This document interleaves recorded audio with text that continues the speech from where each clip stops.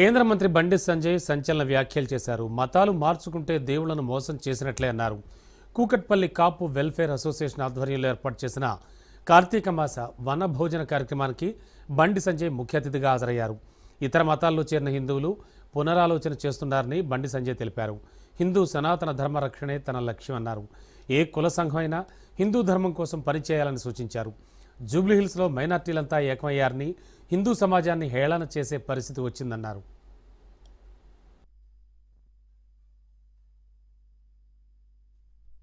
నిన్న జూబ్లీహిల్స్ అంటే ఎలక్షన్ జరిగినాయి. సరే రాజకీయాలు ఇవ్వడే కానీ ఇవాళ అందరూ మైనార్టీలు అందరూ ఒకటే పేరు, కానీ హిందూ సమాజాన్ని అలా హేళన చేసే పరిస్థితి వచ్చింది. కాంగ్రెస్ గెలిచినా, బీఆర్ఎస్ గెలిచినా, బీజేపీ గెలిచినా గెలుపు గురించి నేను మాట్లాడతలేను. కానీ వాళ్ళు ఏమైంది, సమాజంలో పట్ల హిందూ సమాజాన్ని చురుకన చేసే పరిస్థితి వచ్చింది. ఇలా మొదటి నుంచి కూడా నేను అదే చెప్తున్నాను, ఏ కుల సంఘాన్ని కూడా చెప్తున్నాను. ఇలా కాపు సామాజిక వర్గానికి సంబంధించి ఈరోజు ఒక వేదిక ఏర్పడించుకున్నాం. ఇలా కాపు సామాజిక వర్గం ఫస్ట్ మనం భారతీయులం, ఈ దేశంలో పుట్టడం గర్వకారణం. మనం భారతీయులుగా పుట్టడం గర్వకారణం. దానిలో హిందూగా పుట్టడం పూర్వజన సుకృతం. ఇలా హిందువులుగా పుట్టినాం కాబట్టి ఈ వనభోజనాలు పెడుతుంది. ఇవాళ ఉసిరి చెట్టుకు పూజ చేసినాం, శివలింగానికి పూజ చేసినాం. వేరే ఏ మతాలకు వనభోజనాలు ఉన్నాయి, వాళ్ళ హిందూ ధర్మంలో ఉంటాం కాబట్టి ఈ వనభోజనాల పేరుతో మనం పండుగ చేసుకునే ప్రయత్నం చేస్తాం. మనం మీరందరూ ఐక్యతగా ఉండండి. హిందూ ధర్మానికి ఆపదొస్తే కాపు సంఘం సభ్యులు, కాపు సంఘం అంతా కూడా రోడ్డుకి ఎక్కి కాషాయం జెండా పట్టుకొని జై శ్రీరామ్ అని గర్జిస్తే గాలిస్తే దాన్ని స్ఫూర్తి చేసుకుని అదే కాపు సంఘం వాళ్ళు హిందూ ధర్మం కోసం పనిచేస్తున్నారట, మన కుల సంఘం ఎందుకు పనిచేయదు, వాళ్ళకంటే ఎక్కువ పనిచేయాలని చెప్పి ఒక వాతావరణం నిర్మాణం చేసే స్థాయికి కాపు సంఘం రావాలి. కులం కోసం పనిచేయడం తప్పులేదు, కానీ కులం కోసం మాత్రమే పనిచేయదు. కులం గురించి ఆలోచన తప్పు కాదు, కేవలం కులం గురించి మాత్రమే ఆలోచన తప్పు. ఫస్ట్ మన భారతీయులము హిందువులు అన్నట్టు విషయాన్ని మనం గుర్తుంచుకోవాలి. కాబట్టి ఇతర కుల సంఘాలు కూడా అదే పడివాలి, అదే ధర్మం కోసం పనిచేయాలి, హిందూ ధర్మం కోసం పనిచేయాలి, పోటీ పడి పనిచేయాలని చెప్పి ఆలోచన రావాలి. నేను జూబ్లీహిల్స్ అంటే రేపు సుప్రీంకోర్టులో ఫిరాయింపు ఎమ్మెల్యేల కేసు విచారణ జరగనుంది. తెలంగాణ స్పీకర్పై బీఆర్ఎస్ కోర్టు ధిక్కరణ పిటిషన్ దాఖలు చేసింది. ఎమ్మెల్యేల విచారణకు మరింత గడువు కావాలంటూ స్పీకర్ కార్యాలయం పిటిషన్ వేసింది. అన్ని కేసులపై సుప్రీంకోర్టు రేపు విచారిస్తుంది. ఎమ్మెల్యేల పార్టీ ఫిరాయింపులపై 3 నెలల్లో చర్యలు తీసుకోవాలని జూలై 31 సుప్రీంకోర్టు ఆదేశాలు జారీ చేసింది. ఇప్పటికే ఎమ్మెల్యేల విచారణ స్పీకర్ ప్రారంభించారు.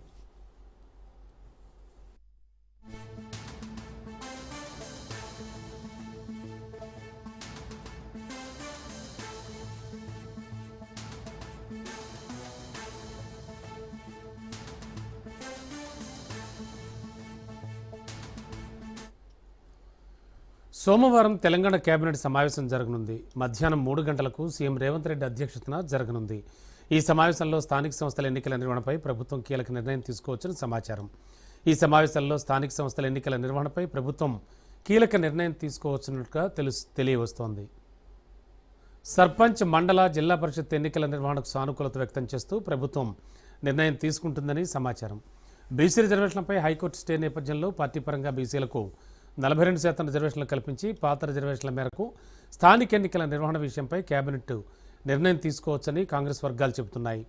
జూబ్లీహిల్స్ గెలుపుతో మంచి జోష్లో ఉన్న కాంగ్రెస్ పార్టీ ఇదే ఊపులో ఆలస్యం చేయకుండా స్థానిక ఎన్నికలకు వెళ్లాలని యోచిస్తోంది. తెలంగాణ హైకోర్టు కూడా నవంబర్ 24లోపు స్థానిక ఎన్నికల తేదీలపై తమ నిర్ణయాన్ని తెలియజేయాలని ప్రభుత్వాన్ని, రాష్ట్ర ఎన్నికల సంఘాన్ని ఆదేశించింది.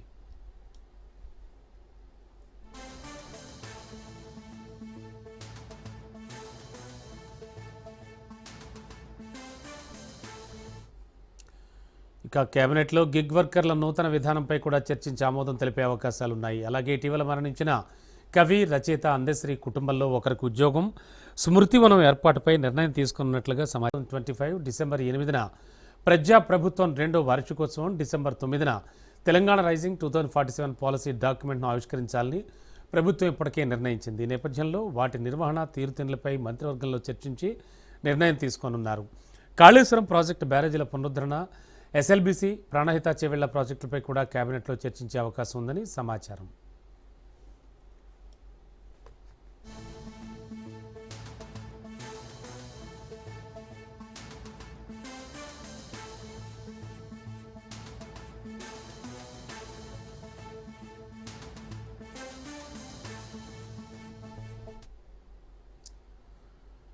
ఖమ్మం జిల్లా సత్తుపల్లి పట్టణంలో మంత్రి పొంగులేటి శ్రీనివాసరెడ్డి విస్తృతంగా పర్యటించారు. పట్టణంలో నూతనంగా నిర్మించిన 3 ఇందిరమ్మ ఇళ్లను లబ్ధిదారులతో కలిసి మంత్రి పొంగులేటి ప్రారంభించారు. కాంగ్రెస్ పార్టీ ఇచ్చిన హామీలను అమలు చేస్తుందని పొంగులేటి చెప్పారు. పేదవారికి సొంత ఇంటిని అందించడమే కాంగ్రెస్ ప్రభుత్వ లక్ష్యమని చెప్పారు ఆయన.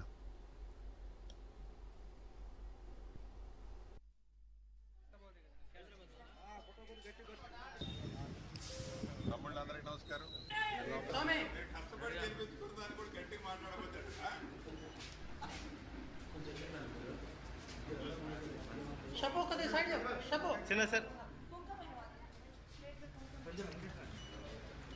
రెడీ చెప్తుంది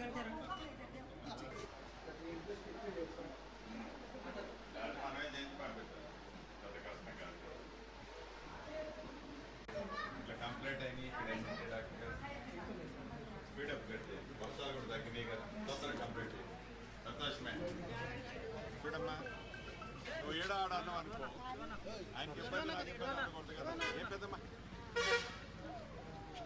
పెంచుదాం కొద్దిగా సర్దుకొని. కాంగ్రెస్ ప్రభుత్వం నిర్లక్ష్యం వల్ల రాష్ట్ర వ్యాప్తంగా రైతులు తీవ్ర ఇబ్బందులు పడుతున్నారని మాజీ మంత్రి హరీష్ రావు ఆగ్రహం వ్యక్తం చేశారు. రేవంత్ మాటలకు చేతల కోసలు పొంతం లేదన్నారు. సిద్దిపేట జిల్లా మల్లారం గ్రామంలోని వడ్ల కొనుగోలు కేంద్రాన్ని పరిశీలించారు. కొన్ని ధాన్యానికి 1400 కోట్ల బకాయిలు పట్టారని ఆగ్రహం వ్యక్తం చేశారు. బకాయిలు రైతుల ఖాతాల్లో వెంటనే జమ చేయాలంటూ డిమాండ్ చేశారు.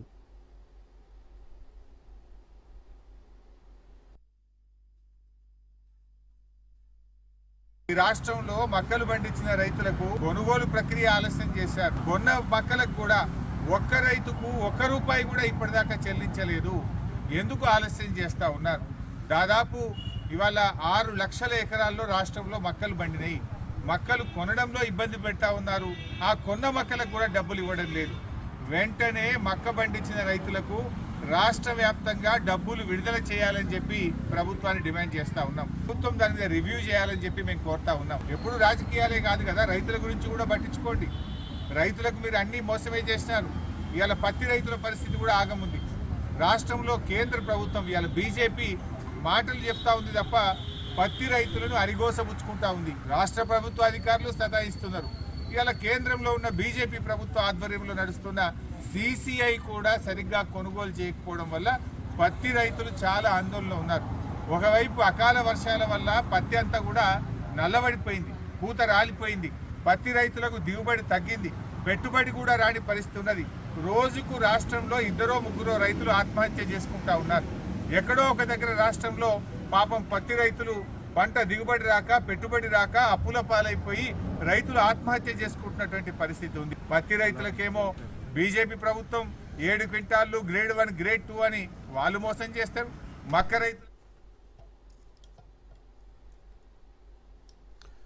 ఖమ్మంలో నిర్వహించే జాగృతి జనంబాట కార్యక్రమం కొనసాగనుంది. హాజరయ్యేందుకు జాగృతి అధ్యక్షురాలు కవిత సికింద్రాబాద్ రైల్వే స్టేషన్ చేరుకుని శాతవాహన ఎక్స్ప్రెస్ రైల్లో బయలుదేరారు. సాధారణ ప్రయాణికులతో కలిసి ఆమె రైల్లో ప్రయాణించారు. కవితను చూసేందుకు పెద్ద ఎత్తున ప్రయాణికులు పోటీ పడడంతో రైల్వే స్టేషన్లో కోలాహలం నెలకొంది. రైల్లో కూర్చున్న ఆమెతో మహిళలు, అభిమానులు సెల్ఫీలు దిగేందుకు ఆసక్తి కనబరిచారు. సాధారణ ప్రయాణికులతో ప్రయాణించడం, వారి సమస్యలు తెలుసుకునే ప్రయత్నం చేయడం జరిగిందని జాగృతి వర్గాలు తెలిపాయి.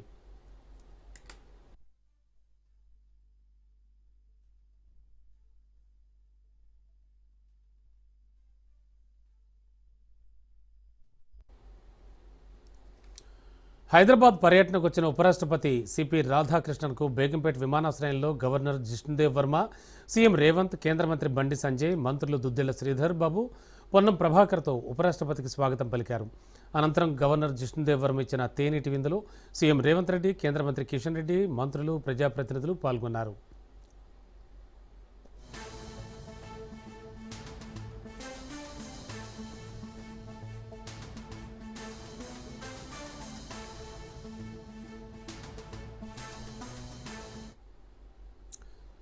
సత్యసాయి జిల్లాలో పొలిటికల్ హీట్ నెలకొంది. హిందూపురం వైసీపీ ఆఫీసుపై దాడి కేసులో పోలీసులు విచారణ జరుపుతున్నారు. టీడీపీ, వైసీపీ నేతలపై కేసులు నమోదు చేశారు. హిందూపురం వైసీపీ ఇన్ఛార్జి దీపికను పరామర్శించేందుకు వెళ్లిన మాజీ మంత్రి ఉషశ్రీ ఇచ్చారన్న పోలీసులు అడ్డుకున్నారు. దీంతో రోడ్డుపై కూర్చుని ఉషశ్రీ నిరసన తెలిపారు. పోలీసులతో వాగ్వాదాన్ని దిగారు. మరోవైపు కదిరిలో వైసీపీ ప్రధాన కార్యదర్శి సతీష్ రెడ్డిని పోలీసులు అరెస్ట్ చేశారు. పోలీసుల తీరుపై సతీష్ రెడ్డి ఆగ్రహం వ్యక్తం చేశారు.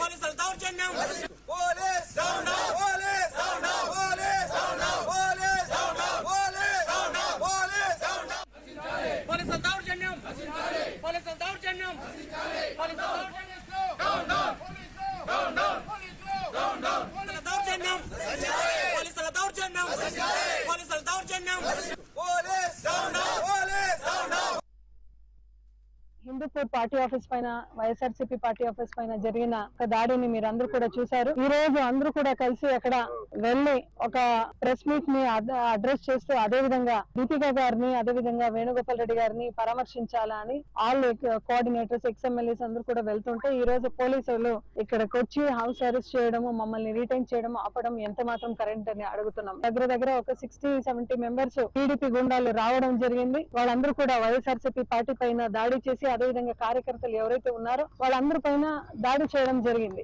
అయితే ఈ రోజు పోలీస్ యంత్రాంగం వాళ్ళందరూ ఏం చెప్తున్నారంటే మేము ఎఫ్ఐఆర్ కట్టినామండి, ఎఫ్ఐఆర్ కట్టే 16 మంది కట్టినామని చెప్తున్నారు. ఈ రోజు నేను అడుగుతున్నాను ఎంత మాత్రం ఇది సమంజసం? అంటే వైఎస్ఆర్సీపీ పార్టీ ఆఫీస్కి వచ్చి మీరు దాడి చేస్తున్నారంటే నిన్న దీపికమ్మ గాని అదే విధంగా వేణుగోపాల్ రెడ్డి గారిని అవైలబిలిటీ ఉండింటే మీరు వాళ్ళని చంపి ఒక కార్యక్రమం చేసేవాళ్ళు కదా, అటెంప్ట్ మర్డర్ అనేది చేసేవాళ్ళు కదా. మీ ఇంటెన్షన్ చాలా బ్యాడ్ గా ఉంది కాబట్టి మీరు అట్లా దోపిడీకి పాల్పడినారు. వాళ్ళు ఈ రోజు చెప్తున్నారు మీరు ఏదైనా మాట్లాడితే మేము ఊరికే ఉంటామని. నేను ఒకే మాట అడుగుతున్నాను బాలకృష్ణ గారిని, బాలకృష్ణ గారు మీరు కూడా 3rd time MLA 3 times MLA అయినారండి. ఒక సోషల్ మీడియా ఉంటుంది, ప్రెస్ కాన్ఫరెన్స్ ఉంటుంది, ప్రెస్ అడ్రస్ ఉంటుంది, ట్విట్టర్ హ్యాండిల్ చేయండి, ఇన్స్టా హ్యాండిల్ చేయండి, ఫేస్బుక్ హ్యాండిల్ చేసుకోండి. దీని ద్వారా మీరు మెసేజ్ చేయడానికి మీరు ఫెయిల్యూర్ అయ్యి ఒక డెవలప్మెంట్ కి పాల్పడండి. బాలకృష్ణ గారు మీరు దయచేసి డెవలప్మెంట్ చేయండి. హిందూపురం అడిగితే ఈ రోజు టీడీపీ ఉండాలని వచ్చి వాళ్ళందరూ వచ్చి మన పైన దాడి చేయడం ఇది కరెక్ట్ కాదు. లా అండ్ ఆర్డర్ అనేది గవర్నమెంట్ లో అసలు ఆంధ్రప్రదేశ్ లో ఉందా లేదో అనేది నెపంతో కూర్చొని దాడులు చేసేటువంటి సంస్కృతి బహుశా హిందూపురం ప్రాంతంలో ఇది మొట్టమొదటిసారి అనుకుంటా. బాలకృష్ణ గారు ఒకవైపు అక్కడ ఉంటూ ఆ నియోజకవర్గంలోనే ఉండేటువంటి సమయంలో వైఎస్ఆర్ కాంగ్రెస్ పార్టీ కార్యాలయం పైన జరిగినటువంటి దాడి, ఆ తర్వాత విచ్ఛిన్నకరంగా అక్కడటువంటి వైఎస్ఆర్సీపీ కార్యకర్తల పైన తరిమి కొట్టడం ఏ సంస్కృతి ఇది అని చెప్పి నేను అడుగుతున్నా. చంద్రబాబు నాయుడు గారు మీరు చెప్పండి, ఆ రోజు మీ పార్టీ కార్యకర్త చాలా తీవ్రమైనటువంటి పదజాలంతో చాలా అసభ్యకరమైనటువంటి పదజాలం ఆ రోజు పట్టాభిరామ్ అనేటువంటి వ్యక్తి మాట్లాడినప్పుడు తెలుగు వైఎస్ఆర్ కాంగ్రెస్ పార్టీకి సంబంధించినటువంటి కార్యకర్తలు మీ పార్టీ ఆఫీస్ మీద వస్తే ఇదిలా ఉంటే హిందూపురంలో ఎమ్మెల్యే బాలకృష్ణ పర్యటించారు, అభివృద్ధి పనులు ప్రారంభించారు. చరిత్ర తిరగరాయాలంటే నందమూరి కుటుంబానికే సాధ్యమన్నారు. హిందూపురం ప్రజలకు నందమూరి కుటుంబం రుణపడి ఉందన్నారు. హిందూపురానికి పరిశ్రమలు తీసుకొస్తానని, హిందూపురాన్ని అన్ని విధాలుగా అభివృద్ధి చేస్తానని తెలిపారు ఆయన.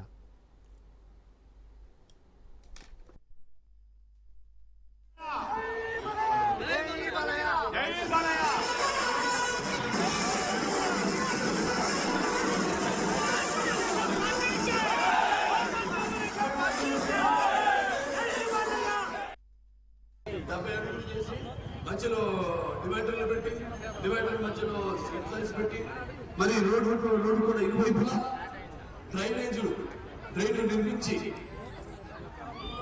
ఈ యొక్క రైల్వే రోడ్డు యొక్క ఏదైతే ఈ వైండరింగ్ పనులు ఉన్నాయో వీటిలన్నింటినీ కలిపి మొత్తం 92,50,00,000 రూపాయలతో ఈ రోడ్డు నుంచి ప్రారంభించడం జరుగుతుందని మీ అందరికీ తెలియజేసుకుంటున్నాను. అలా పైప్ లైన్ వేసి ఇక ముందు 136 కోట్ల రూపాయలతో మళ్ళీ మనం ఈ యొక్క మెరుగైన నీటి సౌకర్యాన్ని అందించడం కోసమని అంటే రోజు నీళ్లు. Welcome back. సీజేఐగా ఇది తన చివరి కార్యక్రమం అన్నారు సీజేఐ. తన స్వస్థలం మహారాష్ట్రలోని అమరావతి అని, సీజేఐగా చివరి కార్యక్రమం కూడా ఏపీలోని అమరావతిలోనే కావడం విశేషమన్నారు ఆయన.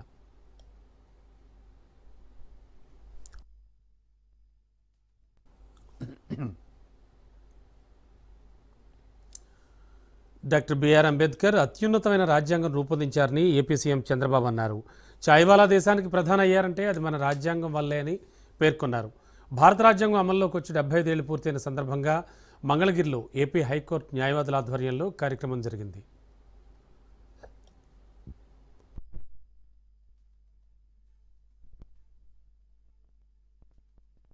The same came to be challenged before the Madras High Court on the ground that it was contrary violation of Article 14. The said challenge was upheld by the Madras High Court. It was carried before the Supreme Court in a Constitution bench judgment. And in the celebrated judgment of Champakaran versus the state of Madras, the Supreme Court upheld the judgment of the Madras High Court and held the provision of reservation to be unconstitutional. And therefore we find that in the very first amendment in 1951, the amendment which was moved by none else than Pandit Jawaharlal Nehru, Article 15 was amended so as to provide for reservation for the backward classes.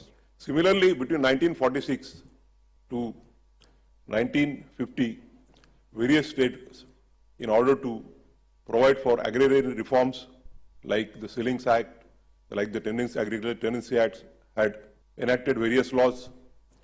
Those laws were challenged. Some of the high courts upheld the validity of the laws. Some of the high courts negated the validity of the said enactments. And therefore, in order to bring about clarity, the same amendment also inserted Article 31A and 31B so as to provide for the agrarian reforms. We are in Amaravati. I am very happy to notice he came from Amaravati. Both are synonymous. People in India believe Amaravati is the angel's capital. Always His Excellency Honorable J, during his career, have seen very simple, humble, down to earth, while discharging his duties is always upright. Even we have delayed our meeting for 2 minutes. Reason is he wanted to maintain equality. People will say equality, he is practicing equality. It is how we can understand his philosophy. I really appreciate him. I have seen so many judges. Nellore పట్టణంలో మంత్రి నారాయణ పర్యటించారు. మూలపేట బాలికల ఉన్నత పాఠశాల ఆధునికీకరణ పనులను మంత్రి నారాయణ పరిశీలించారు. పనులను వేగంగా చేస్తున్న డిఎస్ఆర్ కంపెనీ సిబ్బందిని నారాయణ అభినందించారు. నర్సరీ నుంచి 10వ తరగతి వరకు పేద పిల్లలకు కార్పొరేట్ విద్య అందిస్తామన్నారు. అత్యాధునిక పరికరాలతో ప్లే గ్రౌండ్ సిద్ధం చేస్తున్నామని తెలిపారు. వచ్చే విద్యా సంవత్సరానికి వీఆర్సీని మించిన వసతులతో ప్రారంభిస్తామన్నారు.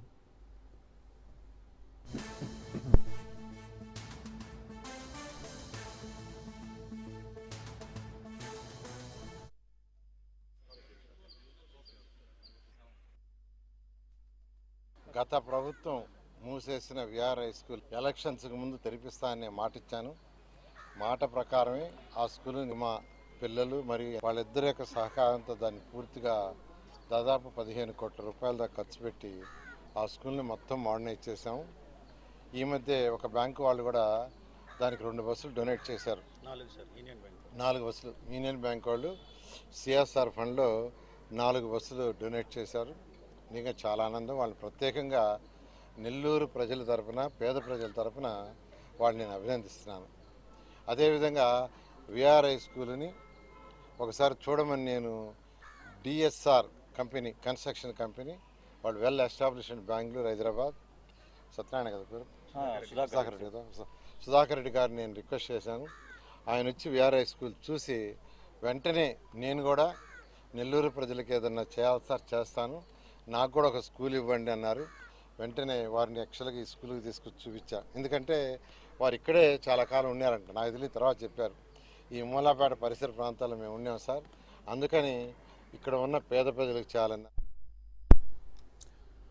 వంగవీటి మోహన్ రంగ ఆశయ సాధనకు కృషి చేస్తానని ఆయన కుమార్తె వంగవీటి ఆశాకిరణ్ ప్రకటించారు. విజయవాడలోని వంగవీటి రంగ విగ్రహానికి పూలమాలలు వేసి నివాళులర్పించారు.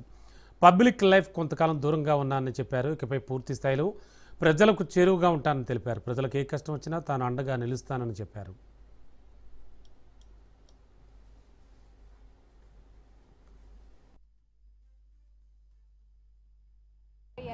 జయంతి ఆయన మా నాన్నగారు వంగవీటి మోహన్ రంగ గారికి ప్రియమైన అన్నగారు కాబట్టి ఈ రోజున పాలకుల్లో కాపు వనభోజనాలు జరుగుతున్నాయి. ఆ సందర్భంగా నేను రాధారంగ మిత్రమండలి సభ్యుల్ని కలవడం జరుగుతుంది. అలాగే రంగా గారి అభిమానులు కూడా కలవడం జరుగుతుంది. సో ఆ దిశగా ఇవాళ ప్రోగ్రామ్ అనేది ప్లాన్ చేసుకున్నానండి. ప్రస్తుతానికి అలాంటిది ఏమీ అనౌన్స్మెంట్ లేదండి. ఏదన్నా ఉన్నా ఫ్యూచర్లో రాధారంగ మిత్రమండలి పెద్దల్ని సలహా సూచనల మేరకు వాళ్ళ సజెషన్ బట్టి రావాలా లేదా అనేది అప్పుడు డిసైడ్ చేసుకుంటాను. ప్రస్తుతానికి మాత్రం ఇవాళ కాపు వనభోజనాలు. ఆ సందర్భంగా రాధారంగ మిత్రమండలి సభ్యుల్ని కలవటము, రంగా గారి అభిమానులు కలవటము, ఎందుకంటే రాధారంగ మిత్రమండలిని స్ట్రెంగ్తెన్ చేయాలనే ఉద్దేశంతో నేను ఇవాళ ముందుకు వెళ్తున్నాను. అది అందరినీ ఒక దాటికి తీసుకొచ్చి ఆ గ్రూప్ని స్ట్రెంగ్తెన్ చేయాలనేది నా కోరిక. మా ఇద్దరిది ఒకవేళ ఫ్యూచర్లో బాటలు వేరైనా గమ్యం ఒకటే.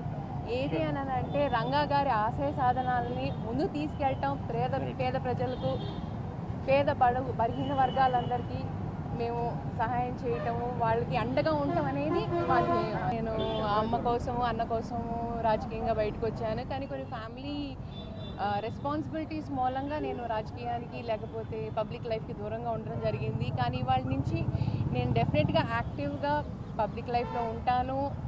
మా రాధారంగ మిత్రమండలి సభ్యులతో కలుస్తాను, రంగా గారి ఫ్యాన్స్తో కలుస్తాను. వాళ్ళతో ఏంటి అనేది ఇష్యూస్ అనేది నేను డెఫినెట్ డిస్కస్ చేస్తాను. డిప్యూటీ సీఎం పవన్ కళ్యాణ్ విమర్శించే అర్హత లేదంటూ ఎంపీ వైఎస్ అవినాష్ రెడ్డిపై టీడీపీ ఇన్ఛార్జ్ బీటెక్ రవి మండిపడ్డారు. కడప జిల్లా సింహాద్రిపురం మండలంలోని అంకాలమ్మ గూడూరు గ్రామంలో రైతులను ఆయన పరామర్శించారు. శనగ విత్తనాలు, ఎరువులు సబ్సిడీపై ఇస్తానని మోసం చేసిన horticulture village assistant Praveen Kumar Reddy వ్యవహారంపై రైతులతో ఆరా తీశారు. ఇదే విషయాన్ని ఎంపీ అవినాష్ రాజకీయం చేయాలని భావించడం తగదన్నారు. అదే సందర్భంలో పెద్దిరెడ్డి అక్రమాలపై హెలికాప్టర్ ద్వారా వివరాలు సేకరించిన డిప్యూటీ సీఎం పవన్ కళ్యాణ్ విమర్శించడం అవినాష్కి తగదన్నారు బీటెక్ రవి. వైసీపీ హయాంలో వైఎస్ బంధువులంతా భూములను ఆక్రమించారని ఆరోపించారు. జర్నలిస్టులు దేశ నిర్మాణంలో ప్రముఖ పాత్ర పోషించాలన్నారు మాజీ ఉపరాష్ట్రపతి వెంకయ్యనాయుడు. ఇంట్లో ఉన్న ఆడవాళ్ల గురించి మాట్లాడే స్థాయిలో రాజకీయాలు రోజురోజుకి అధ్వాన్నంగా తయారవుతున్నాయన్నారు వెంకయ్య. బషీర్బాగ్లోని దేశోద్ధారక భవన్లో సీనియర్ జర్నలిస్ట్ జి కృష్ణ రాసిన 2 గ్రంథాలను ముఖ్య అతిథిగా హాజరై ఆవిష్కరించారు. రాజకీయ నాయకులు ఎలా ఉన్నా జర్నలిస్టులు నిబద్ధతతో పనిచేయాలని సూచించారు. కొంతమంది జర్నలిస్టులు ఎర్నలిస్టులు అయ్యారని, వారికి సంపాదకీయం సంపాదనగా మారిందని విమర్శించారు. నేను పదవీ విరమణ చేశాను కానీ పెదవి విరమణ చేయలేదంటూ వ్యంగ్యంగా వ్యాఖ్యానించారు వెంకయ్యనాయుడు.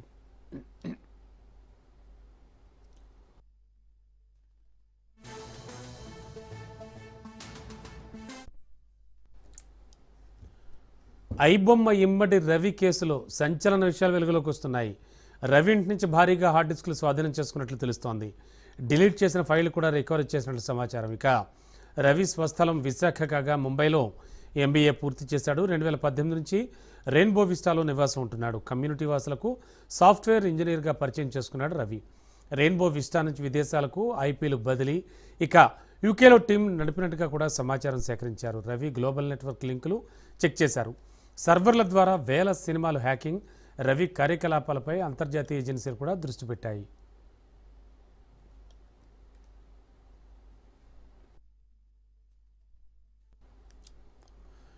జనగామ జిల్లాలో రోడ్డు ప్రమాదం జరిగింది. రఘునాథపల్లి మండలం నిడిగొండ దగ్గర ఆగి ఉన్న ఒక లారీని ఆర్టీసీ బస్సు ఢీకొట్టింది. ఈ ప్రమాదంలో 2 మృతి చెందారు, 6గురికి తీవ్ర గాయాలయ్యాయి. హన్మకొండ నుంచి హైదరాబాద్ వెళ్తుండగా ఈ ప్రమాదం జరిగింది. గాయపడ్డ వారిని ఆసుపత్రికి తరలించారు.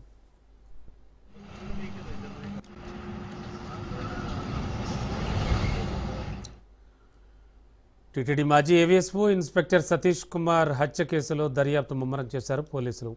ప్రత్యేక టీములను రంగంలోకి దింపారు. పలు కోణాల్లో దర్యాప్తు చేస్తున్నారు. అనంతపురం పోలీసులు గుంతకల్లు, తాడిపత్రి రూట్లో రైళ్ల నుంచి ఓ బొమ్మను కిందకు తోసివేసి సీన్ రీకన్స్ట్రక్షన్ చేశారు. సతీష్ కుమార్కు సమానమైన బరువు ఉన్న ఓ బొమ్మను రైలు నుంచి తోసి పరిశీలించారు. ఒక బొమ్మ 2 అడుగులు పడగా మరో బొమ్మ 5 నుంచి 10 అడుగుల దూరంలోనే పడడంతో ఈ ఘటనపై పలు అనుమానాలు వ్యక్తం అవుతున్నాయి. సీన్ రీకన్స్ట్రక్షన్ స్వయంగా పర్యవేక్షించారు అనంతపురం జిల్లా ఎస్పీ జగదీష్.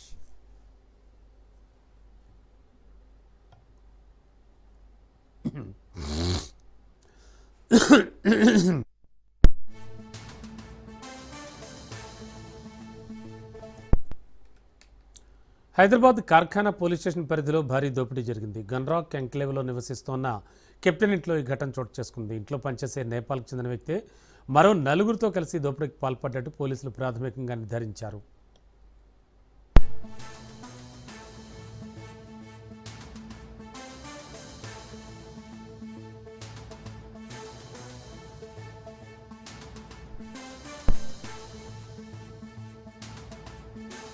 తెలంగాణపై చలి పంజా విసురుతోంది. చలికి జనం ఉణిగిపోతున్నారు. రాష్ట్రంలో చలి తీవ్రత తారస్థాయికి చేరుతోంది.